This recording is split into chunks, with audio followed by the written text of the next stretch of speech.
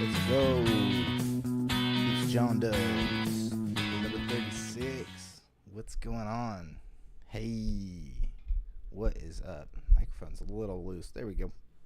That's why there's screws on it. Tighten that shit up. What's going on, everybody? How you doing? Before we get started today, you want to guess what I have to say? That's right. Go check out wilddinosaur.com. It's the best place to support this channel financially if you want to help contribute to my artistic endeavors or living in life. Buy some of my merch. I got some cool designs. I don't just shill like logos and stuff. I like to make art and designs and put things. Let's see. I got this tote bag that you can get off the site. That one's called Big Chief. And then I got this one over here. This one's called Lakeside. And they're nice canvas bags. And they also, you have the option of choosing, I'm sorry. I always say they're canvas. They're polyester bags, but they feel like canvas. But you also get the choice of colors for the handles. There's yellow, red, black. And yeah, they look really good. Look really good on the bags that I have. I have a couple of them for myself because I like them and I like shilling my own stuff. I basically 98% of the like clothing or shirts that I wear are mine because I am that self-indulgent. I think my clothing is the best clothing on earth. Sorry, Abercrombie and Fitch. That's what they're called, right? Sorry, American Apparel. I'm just kidding. Some of the clothing you can get on my end. I can choose different like brands of shirts and stuff like that. But I'm happy with what we've gone with. They're super quality shirts, sweatshirts, and all the other stuff too. I also have these sticker packs. They're 5 vinyl stickers for $10. Those aren't available on the store, so you're gonna have to private message me if you want some stickers. So yeah, check out wilddinosaur.com. It's got all kinds of stuff there, including links to my art, my art and music. So yeah, check that shiz out. wilddinosaur.com. How was your weekend? My weekend was pretty good. I hope you all got to rest, relax, or work on some of the things that you want to do. You know, if you have a full-time job, and weekends are set aside for that, you know, spending time with the kids and family, or working on your own projects and stuff. That's kind of what I did this weekend. Little new Pantz update for you. You know, I've mentioned, Pat and I have mentioned that New Pantz, the band, the entity, the enigma, is coming to an end soon. There's been some shifting of things back and forth. We originally were going to do a 5 or 6 song EP, and some of it just didn't really come together. Some of the tracks were stuff that I had started, and Pat was having, it's not that Pat was having a hard time. It's just like Pat didn't contribute to some of the tracks musically, and it felt weird to just be like, well, this is a New Pantz track. So I've taken, we have talked a little bit about what we were going to do. And originally one song we put a lot of work into, we were going to release as a single. What's the name of that one again? I guess it's not finalized. We're going to finalize track names and the album soon, which, sorry, I'm getting ahead of myself. Originally, we were just going to do this single, put a music video out and call it a day, but Pat was over this weekend, and we were going through some songs on my computer that I had, and we remembered there was a track that we made that didn't make our first record, the new Pantz self-titled. It was cut just because it didn't really have a place, but it sounded in line with what we were doing, kind of. And so we didn't put it on the record, and I was like, maybe we put these two out as you know, just two quick singles or whatever. Do one as an instrumental. And as we were looking through project files, because, you know, sometimes you just name a project and then you forget about it. Well, we were going through my Logic files and found one that I thought was, I think it had started where I had started the project and named it something and then deleted everything, and then Pat and I sat down to like do something with it a while ago, and we were like, well, this one sounds cool and maybe we could do something with it. So we beefed it up a little bit. We mixed it, arranged it. Well, it's not fully mixed. It's arranged and kind of mixed. And there's still some stuff that we want to do to it, I think. But it's a nice little 3-song EP that we got, that we're going to be putting out. Again, track names aren't finalized. One song is going to have lyrics, and the other songs are either going to be instrumental or have like chopped vocal samples in there, or just instrumentals. We're not really sure quite yet, but the two other songs that we added, well, one of them was basically already done. Like I said, it was a cut from our last record. And yeah, so now we have an EP, 3 tracks. Don't know when it's coming out, but it's pretty far along, I guess. The main track that is missing 2 things. Vocals on my end, and I'm also doing a music video for it too. It's not anything crazy. I put a bunch of stock footage together, and we'll probably do some animation stuff, some quick animation stuff for it. It's gonna be a cool video. I like the concept of it. So I just got to finish that. But yeah, New Pantz' final, whatever you want to call it, is going to be not a single like I previously announced. It'll be a EP, a 3-track EP. We are looking at doing, I'm looking at being okay with it being mostly instrumental. There's just so much space in some of it that I do want to do some like vocal samples or like lead parts or soundscapey stuff in some of them. So yeah, that'll be coming. Again, no news on when the release on that is yet, but stay tuned. We'll have Pat back on. Maybe we'll talk more drugs, more drug industry stuff. I want to say real quick too that episode did quite well. I mean, not to get too much into analytics on my YouTube channel, and I'm sure you guys don't really care, but that I think people really responded to that one quite well. It had a spike in some viewership there. It could very well have been the thumbnail and title that said Jon and Pat do drugs.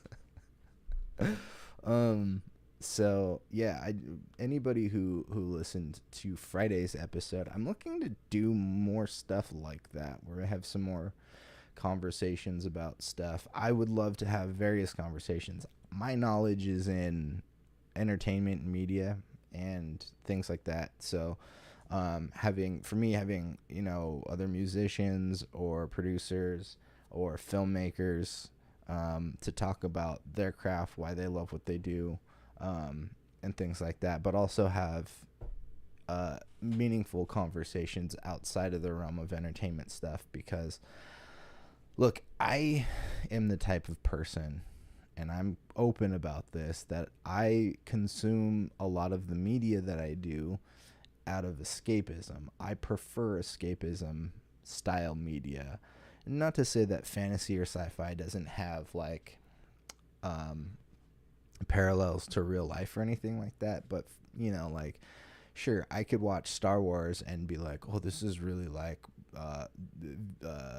you know, World War II or Vietnam, or, you know, there's various things like that. But at the same time, it's like, dude, they got spaceships and laser guns and laser swords and stuff like that. Like, this ain't the reality I know. So, yeah, and it's not even like the hero's journey. I'm actually interested storytelling wise in like not the hero's journey so much, shaking up what storytelling can be, which is why I was a big fan of some of the George R.R. Martin stuff that we'll get into a little bit later. Yeah, in the process of doing all of this other new Pantz music this weekend, yeah, man, this one track just kind of came together. Music takes a long time for me. I'm not a songwriter. I'm a musician first, and so I will find what I like a cool drum loop, or chord structure or something like that, or just a cool sound or a riff, which is honestly how I started playing guitar, is a riff heavy dude. And I'm still kind of bad with the theory around it, but my dexterity and my I don't have the greatest ear either, I guess. But just when I pick up a guitar, I can play stuff. I do get a little shy at times, but so when Pat and I were working on putting together this track,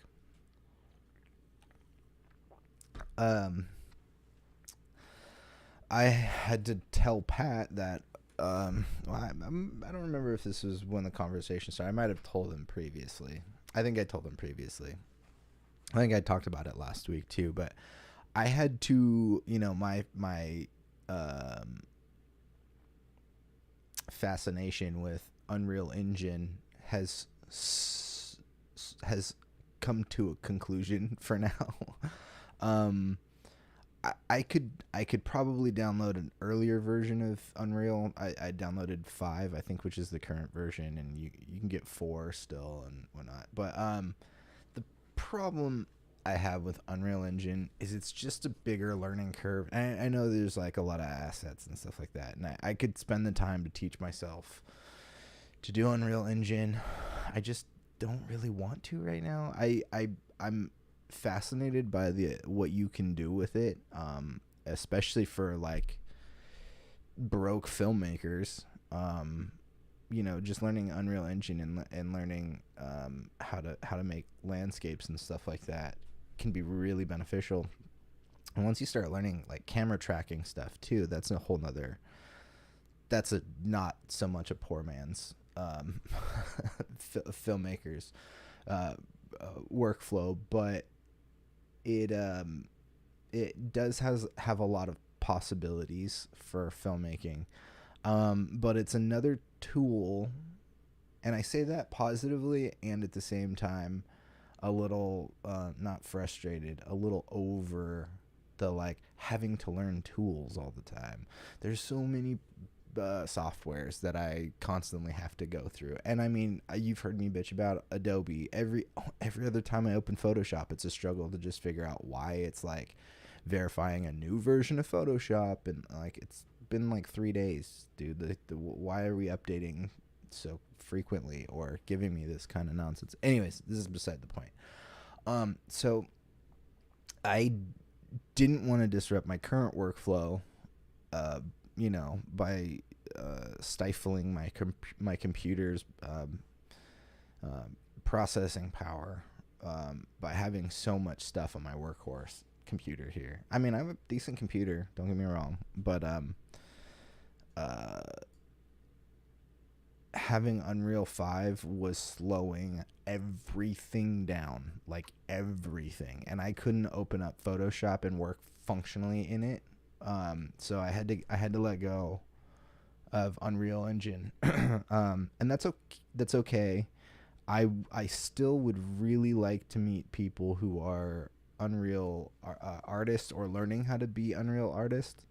I think that would be a good person or group of people to know, is people who are doing that kind of stuff, because again, I think it is super fascinating, and how much you can get done with a decent set of lights, good camera, and a green screen, and then Unreal Engine. I think you could do quite a bit of really awesome stuff. So after I got rid of Unreal, my computer was running fine, and of course, what am I gonna do? Be like, hey, I should get another software. There are some things that are easier than others to learn. Unreal is, for me, something I don't want to put that much time into currently, particularly because of all the music I'm making. And when you're making music and you're not a drummer, for example, you need to find good drums or have a way to produce quality drums. And I'm not knocking any of my previous methods. I've used drum machines. I could talk about those. I've used the Alesis SR16 and 18. I love both of those. They're pretty old at this point, and there's much better quality stuff. But those are really solid drum machines. I would pick up probably a SR18 again, just to keep around, And then I had a TR8, and I currently, it's right here, have this TR8S, which is a great drum machine. It doesn't get used nearly enough. What was that?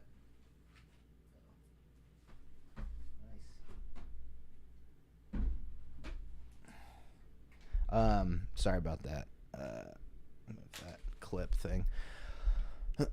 So I have that the TR8S. Again, not used as much as it should be for the music that I want to make right now. But the thing that I purchased might help me with using the TR8S a little bit more. I don't know if you're familiar with any drum machines. This one has an SD card reader. Not a lot of them do. Well, some of them don't. But you can load samples onto this. Most drum machines, I don't think. I'd have to look at a list of drum machines and be like, no, I think there's like 3 of them that do. Anyways, I'm getting way out of the weeds. Well, not super far on the weeds, but I keep dual brain conversationing currently. So Pat was telling me, I've had my eye on this for a little bit, and then it's a little expensive, understandably, I guess. But I wasn't about to spend $500 on a drum software. And then Pat comes over and says, hey, they're having a sale, and I have a discount code. So I got Addictive drums. I got the double XL pack for $250.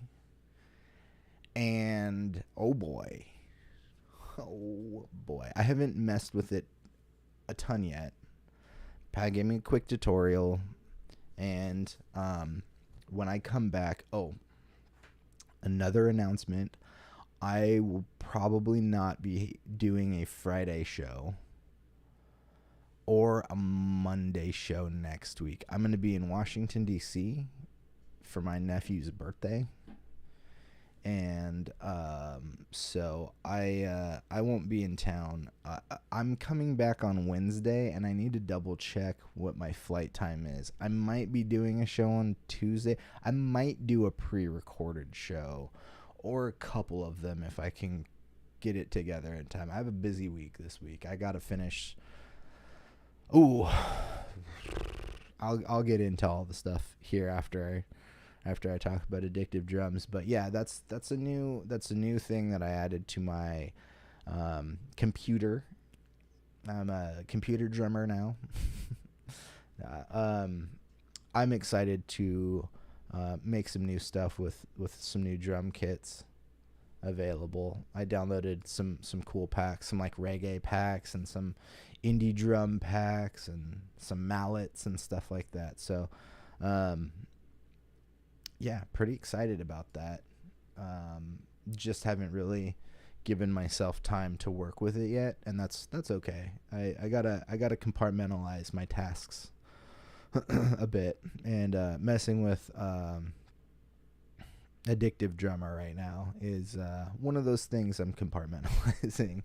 Although I'm excited to jump into it just because it's something I have been there's a couple of parts of music making for me that are a little more self-conscious than others. One is the drums, and the other is the most obvious one, vocals. I think vocals are hard for some people, myself being one of them.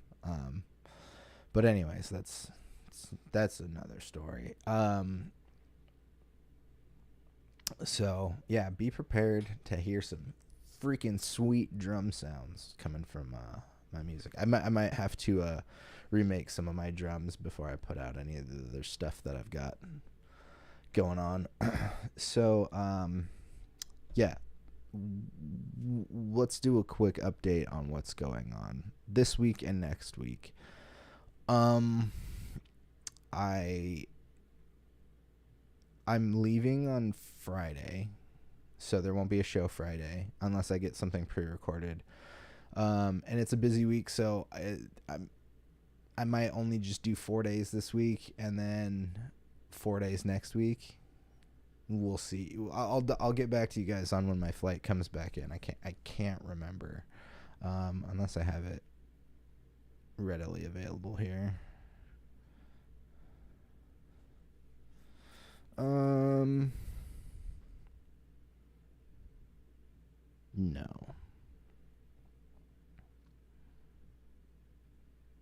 No, I don't.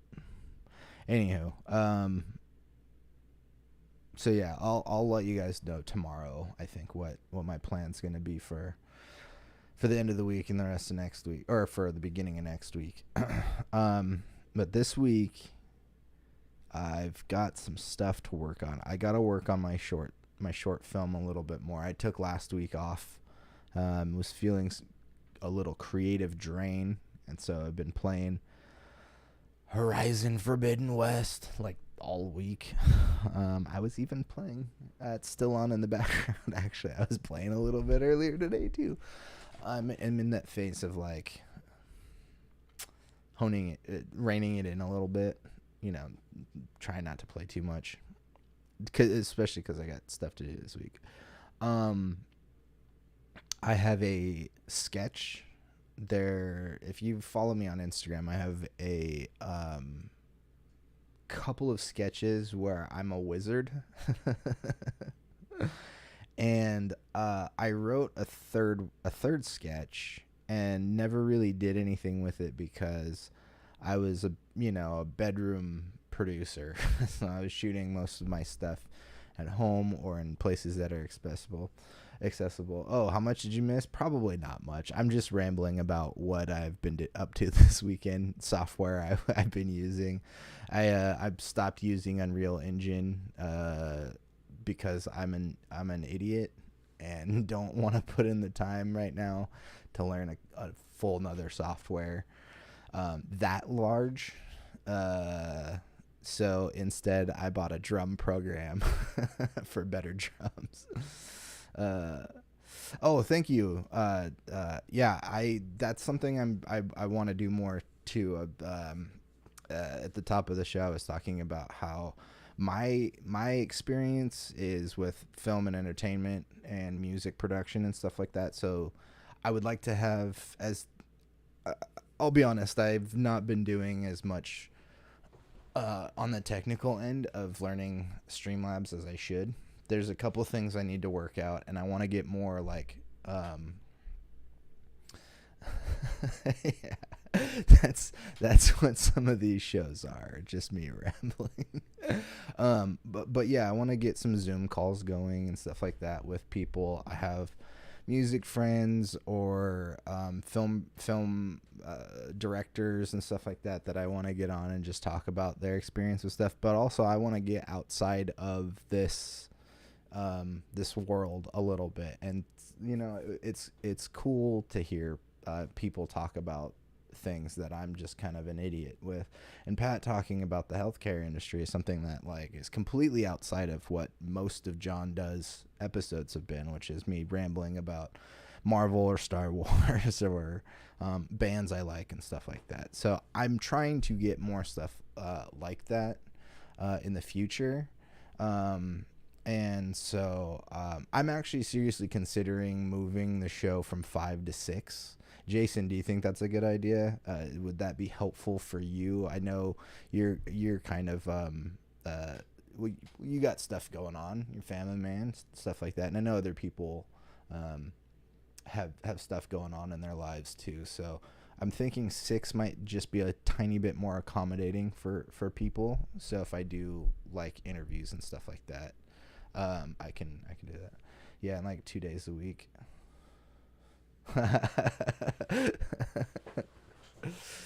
So not 5 days a week, just 2 days a week. No, hey, look, it's okay if you miss shows. That's totally okay. I need this 5 day a week thing is me trying to be consistent for myself, really. So I'm trying to make better content instead of just passively just rambling about stuff, which I do enjoy doing, and sometimes it can be fun, but yeah, the consistency thing is important for me and my YouTube channel too. You know, actually, the episode on Friday with Pat, it's an episode that spiked in my analytics a bit, so that was really, really helpful. Quality over quantity. Yeah, I agree with that with most of my art. I think the streaming stuff, though, is kind of just, I don't know. I think that's you know, I have spent time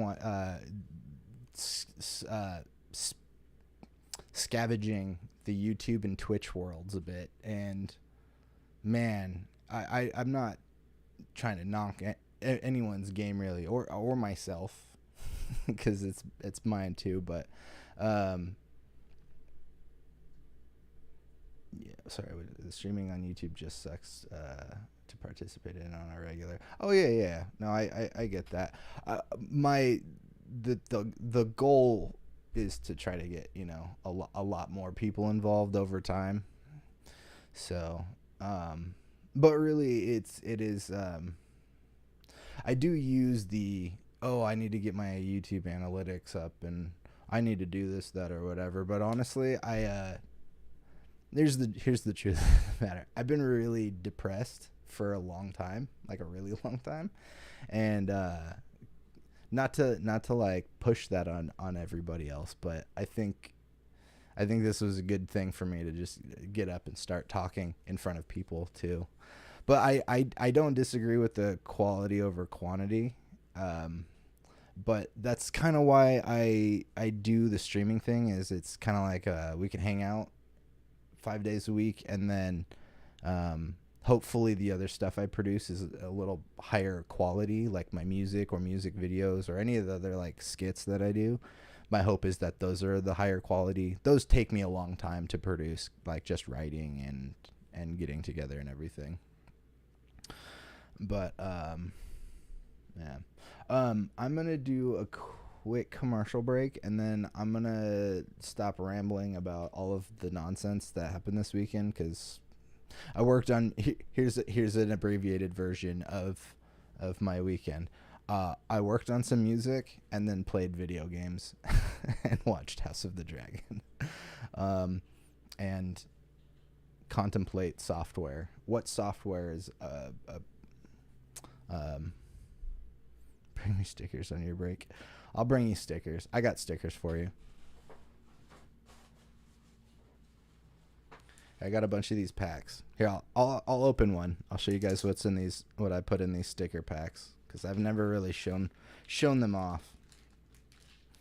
Well, you get the sweet Wild Dinosaur business card, and then I got some Wild Dinosaur stickers, and then I got some designs too. So there's this one's from my last EP. This is I Have No Friends on This Planet EP. This one is called Family Vacation, and this one is called Wish You Were Here. And these are just some designs I've made. And these are vinyl stickers too. So I got some of these in bulk and put these kits together. So yeah, I got plenty of them, dude. I'll hook you up. Don't worry about it.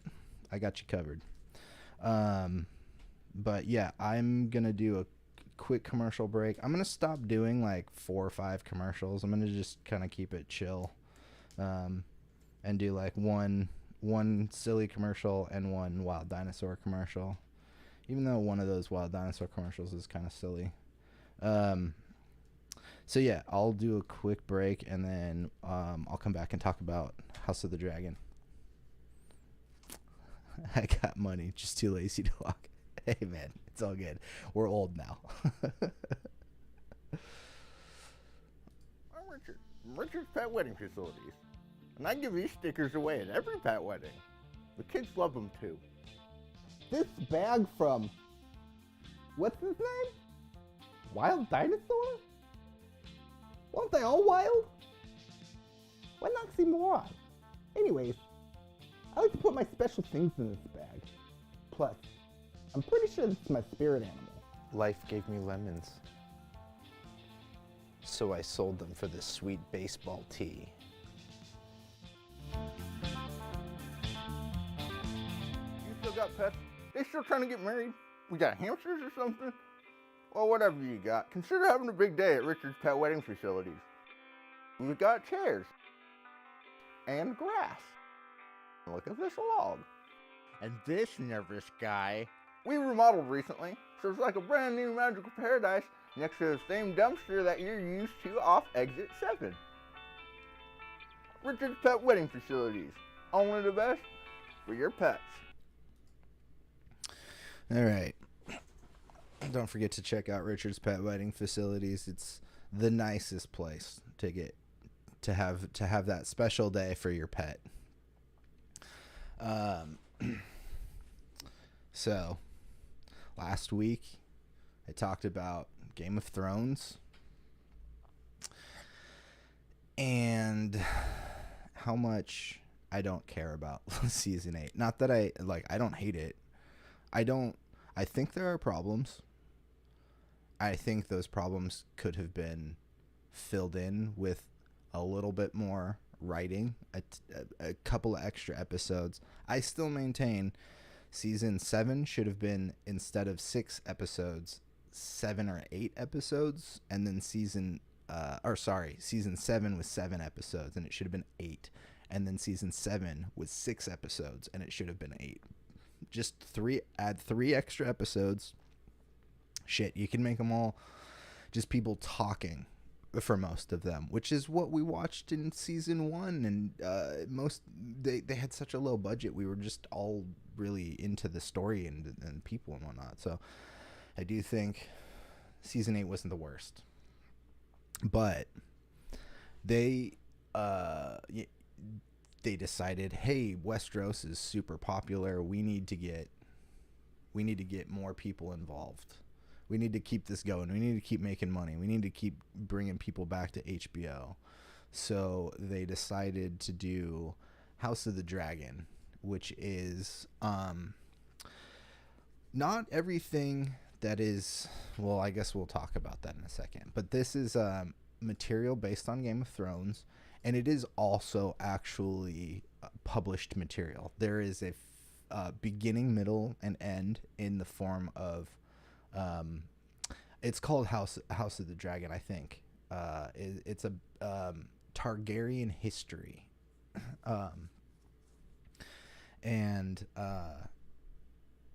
So you get parts of some of the stuff you hear characters talk about in Game of Thrones, because House of the Dragon takes place about 200 years before the events of Game of Thrones. So these are all new characters, they're all new people, same houses, same families, some houses and families we've never seen or heard of before, which, you know, this ain't gonna end up well for any of them. So they got all of these extra characters and stuff like that, or new characters, I should say. But House of the Dragon is the Targaryen Civil War, and it came about because a king did not produce a male heir, and so there's a couple of people up for the throne. He names his daughter, who, you know, is a female, so she can't be king according to some people. And so this whole well, I got questions. A lot of this is going to be about the Targaryen Civil War. I'm curious. There's already been a time jump from episode 1, which aired last night on HBO. There is a 9-year jump from the beginning of episode 1 into the rest of episode 1.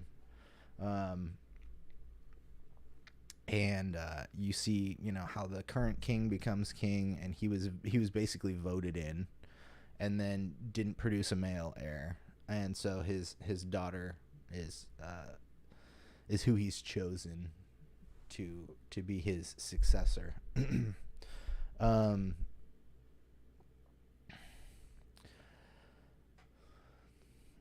I'm on board with the show. I'll just start with some opinions. I'm on board with the show, and I'm slightly hesitant about this show, and it's not because of season 8.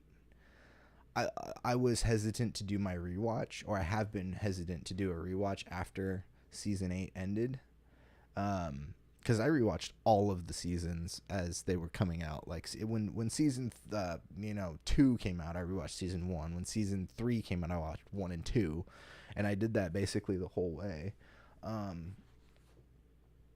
until 8. Then I just didn't revisit it until recently, and I talked about that last week. How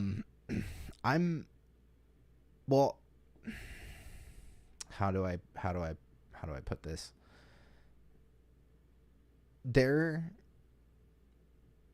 My criticisms come from hesitancy based on the fact that this is a pilot episode, not the full show yet. It was a great first episode. It really started thick in the melodrama, just like right into it.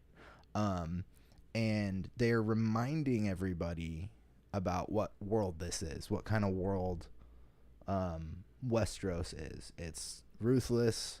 You very, very infrequently get the happy ending story for some of these characters. It's brutal. It is sexy at times. And I've been struggling to find too many moments in the original series where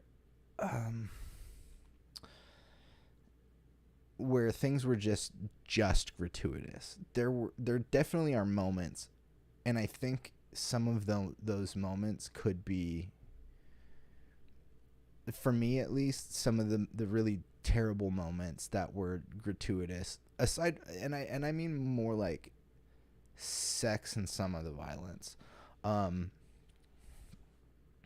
Like they would do monologues with Littlefinger in his brothel, and there would be, you know, all of these things going on, all this like sex going on, naked people and stuff like that.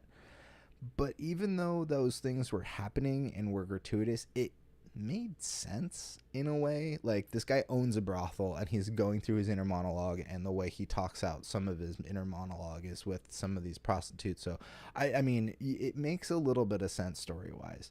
There was a couple of scenes in House of the Dragon where I was like, that didn't do anything to further any part of the story. One particular scene, if you didn't watch it, I'm just gonna spoil a scene, but again, it doesn't have any relevance to like overarching storylines. Well, it does, but it's a regurgitation of facts we already knew. There's a scene with Matt Smith's character, who was that, Rhaegar Targaryen, or no, sorry, Daemon Targaryen, where he's just having sex with somebody in a room, and they use that scene to reinforce what you already know about him, or what you could surmise from things. And that one scene felt just like gratuitous, because we already knew some of this information about this person, what their motives are. And then, like, literally it's just like a 30-45 second scene, them going at it, and then a small bit of dialogue, and then they just cut to the next scene. And to me, that felt like, okay, they are just reestablishing what this world is. And I think that was more in service of the fact that this was a pilot episode than it was like, oh, this is part of the story. So I'm trying to keep some of my criticisms to a logical degree of like, well, that scene makes sense on a storytelling element, not on a narrative element. So it was just tiny things like, well, it's not super tiny. It's just things that I'm like kind of worried about, because I don't want Game of Thrones world coming back to just try to redo Game of Thrones, which is a hard thing to do. I think they have plenty of source material. I have plenty of stuff to work with, that not everything needs to just feel gratuitous, just to like, okay, cool, these people are having a conversation while having sex. If it makes sense to the story, then yes. Some of that stuff didn't make sense. Just tiny little like storytelling gripes, really. So I guess that's just a concern I have. It's the same kind of concern I have with almost any intellectual property at this point. Star Wars, Marvel, all of it. Like, they do something well, and then they always go back to the well, to like, and I mean well as in like where you get your water from. No, I mean like reusing tropes. Star Wars wasn't bad, like the sequel series wasn't bad because of these tropes, but they were like, so many people complained about Episode 7. Like, well, it's just a rehash of A New Hope, and I don't disagree. I don't disagree with that. But we don't need to redo certain things. Obviously, I get like people are coming back to Game of Thrones because of the sex and violence and stuff like that, and the character arcs, but make it make sense. Some of these scenes did not make sense for me. Okay, there's just a dude with, you know, boobs swinging around. He's naked. She's on all fours, and I don't know. I don't want to shit on the show too much, because that's the first episode that just aired. It was great. All in all, it was great. I thought they did well. But that's something to me that is a worse offender than like hey, we're in season 8, we're just not going to show, a person will say we're going to go from here to here, and the next 5 minutes they're there, and in other seasons it would have taken 3 months. Like, that's fine. I can handle the like TV time, like the or movie time, where like things just happen quickly. I can accept that more than I can set and accept a scene where like things just didn't move the story forward, and it at the same time was just a little gratuitous. That's all. And I love gratuity. I do like the sex and the violence at times, but not always. Not when it's just there to be there. Hey, look, we're cool. We put some boobs in it. Like, that doesn't do it for me. Like, why are you doing this? Why? What's the point of this scene? What's the point of this character regurgitating information we already knew? I don't know. But I do think the show has a lot of promise. There is a beginning, middle, and end in the source material. There's enough that they can be slightly loose with some stuff, but like there is an end to this, not like the original Game of Thrones where the book is still not out. Like George R.R. Martin's still technically working on it. So if you are interested in any of this stuff, I think it's called The House of the Dragon, the book. It's the history of the Targaryens, basically, and all of this stuff is in there. And this leads me to the biggest question that I have is, how many seasons is this going to be? I don't know that this depends on what their story really is. But the way I know, and forgive me, it has been a while since I have like really jumped into all of the like fine details of the Game of Thrones world. I don't quite remember everything, but the Dance of the Dragons, which is what this show is, it's the Targaryen Civil War. It only lasted like a year or two, maybe 3 tops. So I don't know if this is going into like multiple seasons. I could see them maybe eking out 3 to 4 seasons of this, unless there's something past the Targaryen Civil War. So I don't know if the plan is to do a ton of seasons of this. And I also say that because there is a lot of other Game of Thrones content in the works. There, if I remember correctly, there was an animated Dunk and Egg project that was going around, which Dunk and Egg is young Aegon Targaryen, not the Mad King, but the Targaryens like keep reusing the same 4 names or something. One of the Aegon Targaryens as a child has a friend who's a knight, and they just kind of go on adventures together, I guess. They're referenced the tales of Dunk and Egg in the books. I don't remember if those were published as their own thing, but there's precedent from the original Game of Thrones books for this. I don't remember all the other ones they had planned. I think there was some Night King one, or like where the White Walkers come from. And then there was recently rumors, I don't remember if it's official or not, but there's rumors that Jon Snow is getting a sequel series with Kit Harington coming back, which I'm for that too. That'd be cool. Just find a story that I think with Westeros, you either have to do shorts, like to really get the storytelling of any of the characters from Game of Thrones, like a Dunk and Egg like animated short thing, or not short, but like, I don't know, 20-minute 30-minute animated episodes on like HBO After Dark or something like that. Sure, that works. I don't know what their plans are, but I do know that there are like 6 or 7 projects in development, which that doesn't always mean that they're happening. There was already one that was canceled. I don't remember the name of that one. But that had Naomi Watts was cast in that one, and a couple other people that I can't remember. And they shot a pilot episode, and then they're like, nope, see you later. We're not doing this one. So there is another Game of Thrones series that's out there, or not out there, but somewhere in a can, at least a pilot episode of it.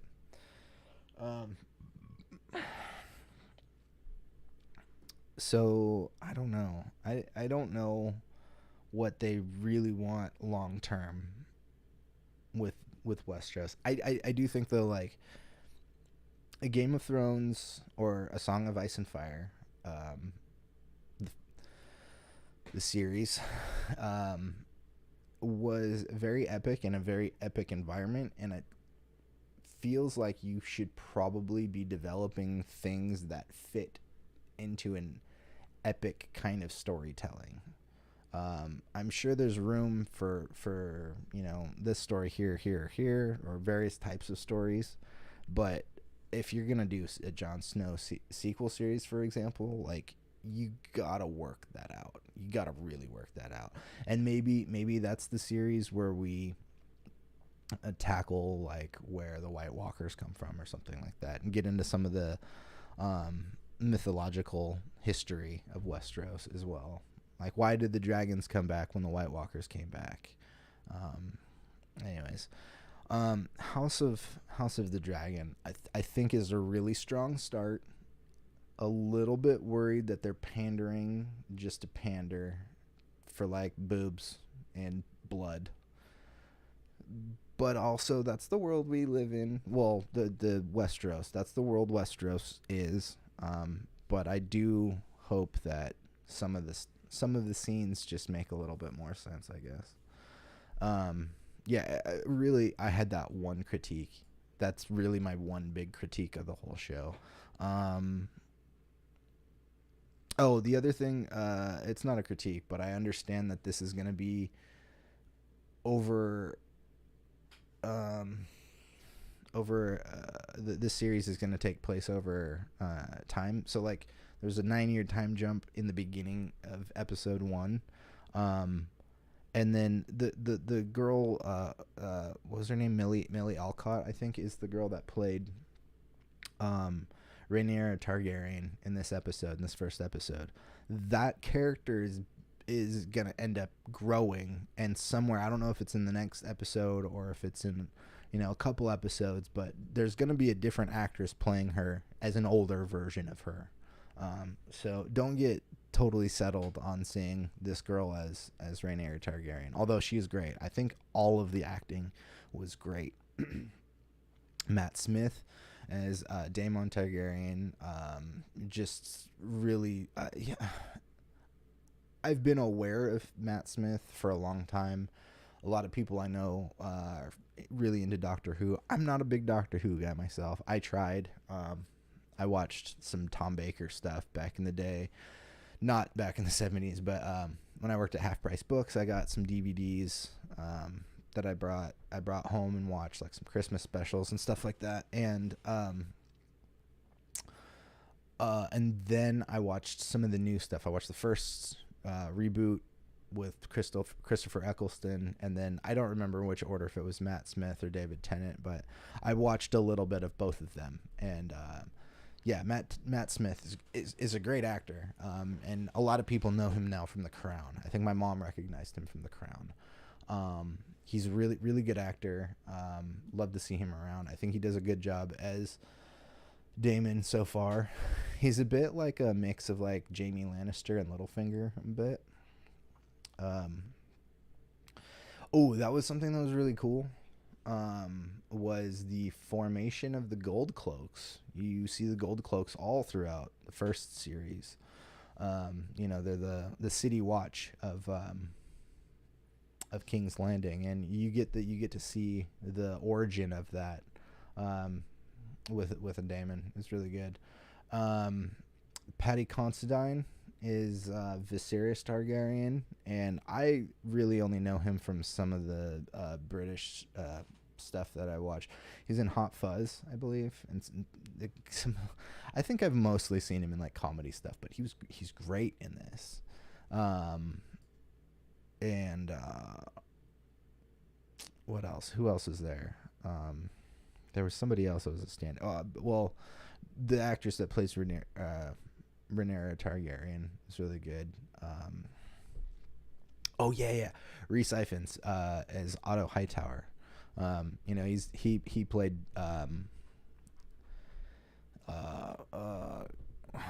the Lizard in the Andrew Garfield Spider-Man movies. And he's just very serious, very thinking he's doing the right thing, but at what cost? Type person. Yeah, I think the acting in this is great. I think the production value is great. I think it is only gonna really. This is definitely one of the next big water cooler shows. We'll see how it survives against all of this other stuff coming out. Because what is it? In a week or two, we get the Lord of the Rings, Ring of Power series, another competing fantasy series, and then Andor starts pretty soon too. I forget the date on all of that. But yeah, so we'll see how House of the Dragon holds up. I'm still curious about how many seasons they're gonna get, and how this is gonna hold up against other fantasy shows that are coming out. So let's see. Any final thoughts I had on House of the Dragon? Anybody here watch it? Did anybody like the show? Did anybody dislike the show? Did anybody have any other complaints than I did? My complaint isn't like they fucked up or anything. There was just like a couple of scenes that didn't feel like they continued a narrative. They just seemed like they were there to remind you that, like, oh yeah, people die in this show and people have sex in this show, and I don't know. I don't know if that's I don't think they're hanging their hat on that. I think there's more to this show than that, but I did also like it stood out to me more here than in any of the other spots in Game of Thrones. Even though they use those things, but they use them to a character development or somehow like to move the story or narrative forward or to explain something. But some of these scenes just didn't really explain anything. It's just that one scene.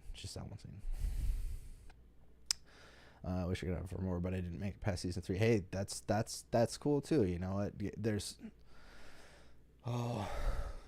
so much stuff with Game of Thrones that it's hard. I had a hard time with it in the beginning because of like they were just adding in more and more and more characters, and I was like, I don't even know who these people are anymore. And I'd like read the books, or I read the first 2 books and listened to the other 2 or 3 on audio. But yeah, no worries about being able to join in the conversation. If you can, you can. If you can't, that's cool too. I'm not trying to, like spoil this for anybody or whatever. But if it sounds cool, if my excitement boosts your excitement, that's cool too. If not, hey, that's fine. I'm not. There's a lot of YouTubers that it was extremely massive worldwide. Yes, it is. It was so massive that like this House of the Dragon book, or book the there's so many Targaryens. George R.R. Martin, I think, had to write down all of his characters because he was forgetting them, and then he published it as a Targaryen history book, and then was like, okay, let's make another show out of that. It's extremely detailed, and it's really the ramblings of another version of an older version of me who's really into wolves and dragons. We wear the same hats too. These little like fiddler boy caps. Hey. So yeah, don't worry about it. Don't worry about it. Well, I think that's the rest of my Game of Thrones talk today. It's gonna be more She-Hulk this week. Oh yeah, I'll give you. I don't get to use this very often. Oh, why'd I get rid of that? I'll do a smelly pit rating for you. House of the Dragon for me fits somewhere in the 4.5 smelly pit region. I'm giving the first episode of House of the Dragon 4.5 smelly pits. It definitely could get up there to 5. We'll see. But yeah, that was something that turned me off though. Sorry to go back to your comment on its extremely massive world building. Yeah, it is, and that's something that confused me in the beginning too. And honestly, when I was younger, trying to get through The Hobbit or the Lord of the Rings books, like when you have 1,000 years of history on one family and like their names only vary into like 3 or 4 different versions of that name, like I'm lost. If you are gonna tell me my name is Theon, son of Thoin, grandson of Thurgot, I don't know, whatever, like I get so lost. Just give me some identifiers, please. Like something that is, okay, your name is Todd. Your name is Jeremy. Like I can understand differences like that, but when you have like family lineages where all of their names are just, that gets confusing to me. And hard to remember. And Game of Thrones is like the part of the whole linchpin of the world is these family houses that have all of these histories. I mean, the Targaryens, he had to write a history book based on them, which is, if you're interested in knowing anything that's going to happen in this show, you can definitely read that book and it'll tell you the whole outcome. Who wins, who dies, things like that. It's all there. They'll make some changes for the show for sure. There's already I think a couple of changes. Like I think Alicent Hightower is older in the books. I think she's like a mother when Rhaenyra is younger. I don't remember. There's some subtle differences that I don't think people really care about. And that's fine. You can change those things. But all right. Well, I'm going to get going today. That's it on my my House of the Dragon talk. One thing I forgot to mention is I'm pretty excited, and I don't think anybody really cares about this until you see it, but I've secured a location for my wizard sketch. I started talking about it earlier, but I don't think I finished. But I finally scouted and confirmed a location for where I'm going to shoot this office sketch, and I'll probably shoot it early September when I get back from DC. So I have to storyboard that sketch. So that's just something I'm excited about. Oh, and one of those things on my list I have to do this week before I get back, or before I take off this weekend. Anyways, well guys, thanks for joining me again on this Monday. Yeah, I'll be back. Oh, Pat said he's coming back this week. I think we're gonna do Thursday. And yeah, he said he wanted to talk about something. I think he's gonna just refill everyone in on how he's feeling about like She-Hulk and Game of Thrones and stuff like that. But we'll try to get into some more healthcare talk, or something a little outside of what we normally talk about. So yeah.